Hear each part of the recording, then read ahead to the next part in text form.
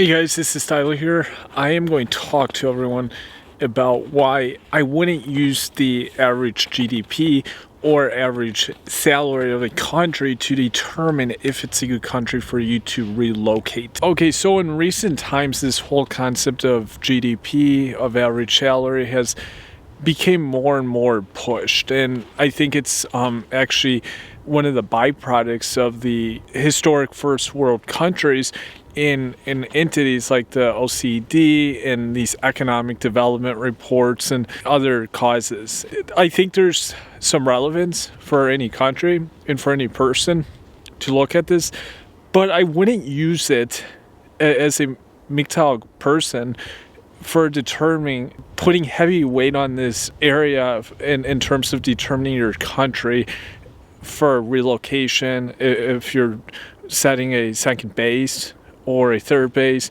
this isn't something you should put a lot of emphasis on. There's many reasons for this, but firstly, you have to take into account that these reports, they don't take in consideration a lot of factors. And say GDPs, average salaries of countries or per capita income, this doesn't take into account a lot of areas that really differ from country to country. It's important that people understand that these reports, they don't take in consideration like people who own property or real estate. They may have property or real estate in families, maybe in trust, or any number of situations regarding investments. This often won't be factored into the living standard of the country. And so, for example, in many of the former Soviet countries, people of older generations, especially with older apartments, older homes, often they're living in these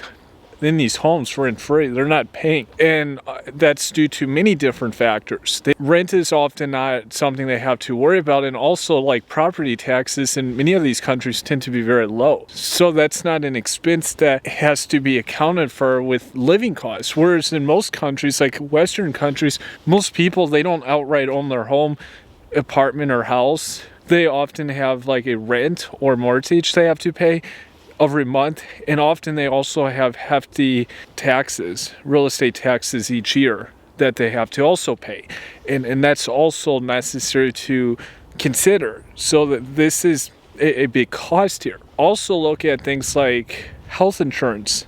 This is turning into a very big cost in places like the US. Yes, there's a such thing as health insurance in many countries. There's private insurance plans that are often the best, but they're often quite a bit cheaper in many countries. There's often a basic minimum health service that's required in many countries they have to provide for anyone that comes through their doors. That doesn't necessarily mean they have to, say, give someone a certain heart procedure or a specialized operation, but a basic level of service is often required in almost any situation. Just consider, like in Canada, it's very common that people who have like certain advanced illnesses, these people need very high level of medicine, and they may be on waiting list and not get the attention they need. And so some of these people then have to go like to the US or a different country and pay out of pocket, because if they don't, they won't make it. They won't survive. And this is very common. I know of very well-known cases with Canadians where they had this situation, even though they were paying into an alleged very good healthcare service, national health service of their country, the health simply wasn't good enough for massive problems they had. Take that into account when you look at like a country like Canada with their healthcare service. Also note too that in a lot of countries, are you going to be like living like paid like an average person in that country? Probably not, especially if your income is like foreign derived. You'll probably be making quite a bit more than the average person. Maybe not though. But anyhow, if you're living in a country that has quite a bit reduce living costs, it shouldn't be as much of a problem. And that's one of the reasons whenever I work with people, I don't ever focus, or in a personal sense, on the average incomes of countries. If people bring it up and it's like, I make this much And it's like, well, it's relative. That's the thing about it. I can't look at an income that someone's making in Russia and then compare it as if they're living in the U.S. or if the U.S. person is living in Russia. It's two different countries. Living costs are different, and that's important to remember. Also note that in some countries, you'll have, say, other expenses like transportation costs that can be quite a bit more. It's very hard today to live in a country such as US, Canada without a vehicle, especially if you don't live in the big cities.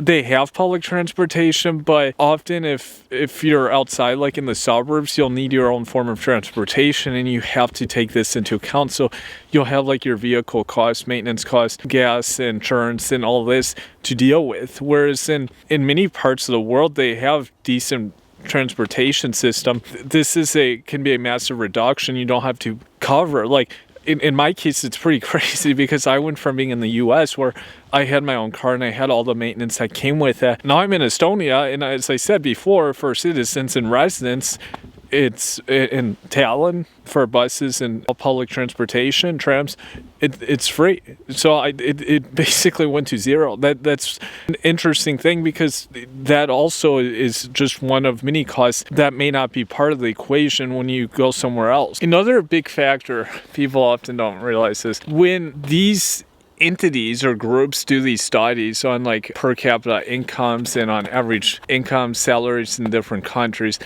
a lot of money that's made under the table isn't taken into account. And in places like in Southeast Asia or in South America, it's very common for people to be making at least half their income under the table. That's not recorded. Like the average incomes in these countries could be twice as high. It's being recorded. This is the official. This is all the people that have official employers, whether it's like small businesses, large companies, work for a public sector, but like a lot of the people that are like small business owners, like maybe guys selling items on the street, food items or something, or even small businesses, they won't either have like their incomes recorded or they don't record them the right way so that they for one they can pay lower taxes and they don't get as much attention from the government. And by the fact that a lot of the money is made in cash, they can keep this pretty well concealed. And this is important. So some of these people actually are making a very good amount of money, and a lot of this isn't probably being factored into the GDP because these people are able to use kind of this cash system, and this is important. So unlike in the US, for example, or Canada, where most people have official employers, you're not going to have nearly as large percentage of money that's being made under the table, essentially, that's being made in cash transactions that's then not factored into like the overall GDP of the country. And that's why often people, they look at places in Southeast Asia or Latin America. I remember this when I lived in Latin America. I would see people and I'd be like, how do they have cars? Or how can they afford this or something? Or, I mean, like some of these people, it's been a lot of money on eating out or something. And what I didn't realize is some of these people are actually making a good amount of money running some kind of businesses under the table, making most of their money in cash, and it wasn't being recorded. You have like examples in Thailand where it's a really large percentage of money made that way. And so people see the average incomes and that a lot of that money isn't being factored in there for reasons I just listed. Another example also I tell people is that it's easy to look at these countries and you have to look at, say, where the country was 10 or 20 years before. It may be easy to look at and be like, oh, this seems pretty low, but it could have been like a third. The average income could have been a third of that like 20 years before. I mean, take a country I live in, Estonia. The average incomes here were much lower, even 20 years ago, 25 years ago, compared to now. So when people look at these countries, look at what it was like 10 or 20 years before, and you can maybe get an idea of where it would be 10 or 20 years down the road. You can't just look at like the here and present. Another big factor is like debts, major debts people they owe to like banks. Often in many countries, especially less developed, it's much lower. And yes, people will say, well, yeah, because people can't get as much debt. even relatively speaking, it's often much lower in most places. A great example of this is within like university education. Most students, I mean, in many countries worldwide, especially third world, students don't owe nearly as much debt to banks. Yeah, they may owe a little, but like I said, even for the standard of living, for the cost of living, it would still be much lower than like in the case of the US or in Canada and England. They don't have, especially US, these massive amounts that they owe to lending companies. And like in the US, yeah, you could owe like $200,000 in debt, or you could have $200,000 in debt on like a credit card and declare bankruptcy. With student debt, you can't declare bankruptcy. This debt is with you in the States, and it's terrible. It's basically like modern slavery. So that kind of debt, irrespective, it doesn't matter. That debt is always with you. You can't declare bankruptcy. It's always on you.